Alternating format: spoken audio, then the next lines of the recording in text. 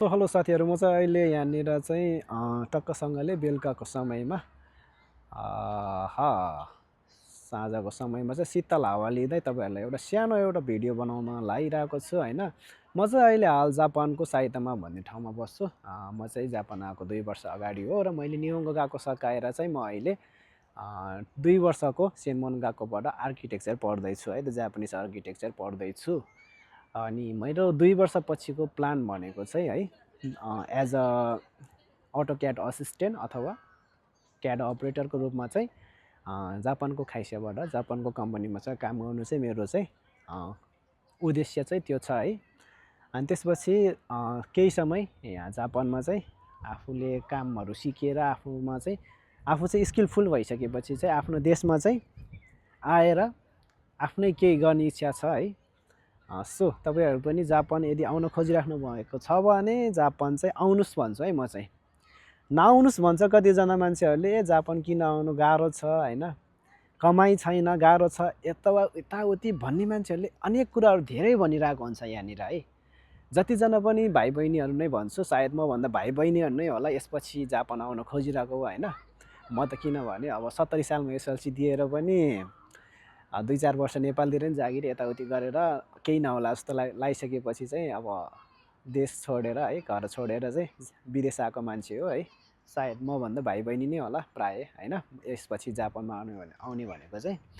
जतिजना पनि अब जापानमा आउँदैछ भने जापानको जब सिओई आउँछ मान्छेहरू चाहिँ होइन, मैले पनि गरेको त्यो समयमा एकचोटि होइन। सिओई आउँदाखेरि धेरै खुसी भएको थियो होइन, सानोतिनो पार्टी पनि गरेको थियो। भन्नुको मतलब चाहिँ मैले पार्टी गरेर यताउति पैसा फालेँ भनेर त उ गर्न खोजेको चाहिँ होइन। तर मलाई अहिले जापानमा आएको 2 वर्षको अनुभवले चाहिँ के भन्यो भने चाहिँ सिओई आउनु भनेको तिमी सक्सेस हुनु होइन रहेछ क्या। बल्ल तिमी चाहिँ सङ्घर्षको बाटोमा पाइला टेक्नुको लागि चाहिँ खुट्टा उचालेको जस्तै रहेछ त्यो भनेको। त्यही भएर सिओई आएको छ यताउति भनेर चाहिँ ऋण गरेर पैसाहरू यताउति बर्गर हाउसमा साथीहरूसँग पार्टी गर्ने यताउति गर्ने कामहरू चाहिँ खासै नगर्दा हुन्छ साथीहरू है।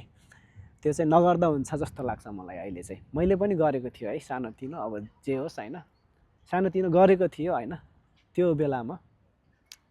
अनि यहाँ आइसकेपछि यहाँको चाहिँ माहौलले, यहाँको चाहिँ रहनसहन, यहाँको चाहिँ स्ट्रगल होइन, एभ्रिडे आफूले चाहिँ कसरी स्ट्रगल गरिरहेको हुन्छ अनि पैसाको भ्यालु सबै चिजहरू थाहा भइसकेपछि त्यो चिजहरू चाहिँ बेकार नै रहेछ भन्ने कुरा चाहिँ बल्ल मान्छेलाई चाहिँ फिल हुँदो रहेछ क्या। अनि अर्को कुरा भनेको जापानले मलाई 2 वर्षमा सिकाएको कुरा भनेको चाहिँ यहाँ मान्छेहरूले चाहिँ कसले के भन्ला भन्ने पिर लिँदैन क्या जापानमा चाहिँ। मलाई चाहिँ त्यो लाग्छ कि कसले के भन्ला, यताउति हाम्रो नेपालमा हुन्छ नि कसैले के गर्न खोज्यो भने या अथवा यस्तो भ्लग नै बनाउनु खोज्यो भने पनि फलानाको छोरा त काम छैन, मोबाइल तिर्सायो हिँड्यो बाटोमा भनेर कुरा काट्ने कति हुन्छन् नि होइन।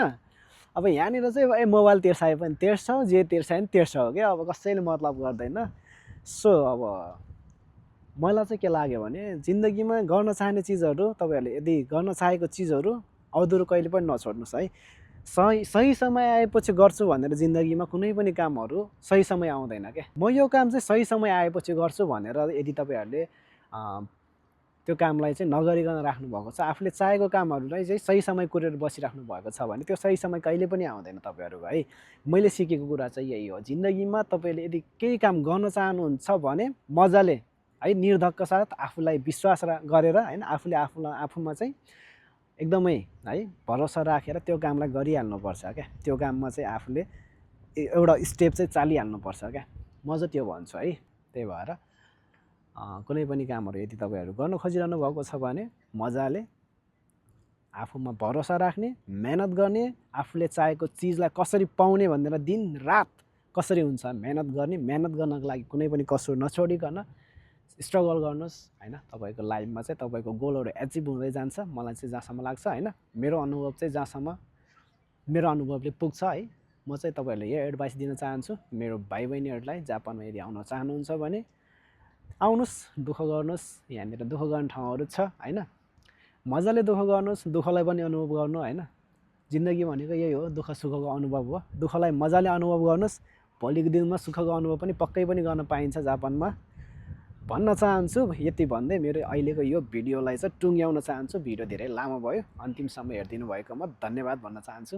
फेरि पनि यस्तो यस्तो भिडियोहरू तपाईँहरूले फेसबुकमा चाहनुहुन्छ भने, युट्युबमा चाहनुहुन्छ भने मेरो यो च्यानललाई चाहिँ सब्सक्राइब गरेर लाइक बटन थिचेर जानु होला। अर्कोचोटि पनि यस्तै यस्तै भिडियोहरू यस्तै हैन काम लाग्ने एडभाइसहरू सानोतिनो गफसफहरू गर्दै गरौँ ल।